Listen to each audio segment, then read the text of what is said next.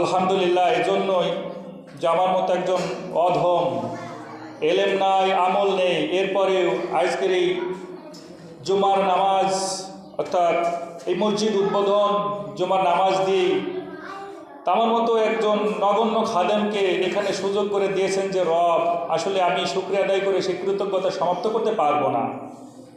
তারপরেও বান্দা হিসেবে, গোলাম হিসেবে, দাস হিসেবে আল্লাহর কাছে শুকরিয়া আদায় করি আলহামদুলিল্লাহ। এবং কৃতজ্ঞতা জানাই আমার বিশেষ করে স্যার আবু নাসের স্যার এই এলাকা পরিচিত করানোর জন্য বেশ আমাকে ডাকেন এবং অনেক অনেক প্রোগ্রামে আমি অ্যাটেন্ড হই স্যারের মাধ্যমে। এই জন্য আমি স্যারের কাছে কৃতজ্ঞ। আল্লাহ সুবহানাহু ওয়া তাআলা স্যারের নেক হায়াত দারাজ করুন, পরিবারের উপর আল্লাহ যেন রহমত বরকত নাজিল করে বলে আমিন। সেই সাথে এখানে অনেক আলেমে দ্বীন উপস্থিত আছেন এবং আমি দেখতেছি যুবক ভাইয়েরা আছে, দাড়ি পাকা চুল পাকা মানুষগুলোও আসেন কচি কচি ছোট্ট ছোট্ট মাসুম বাচ্চাগুলো।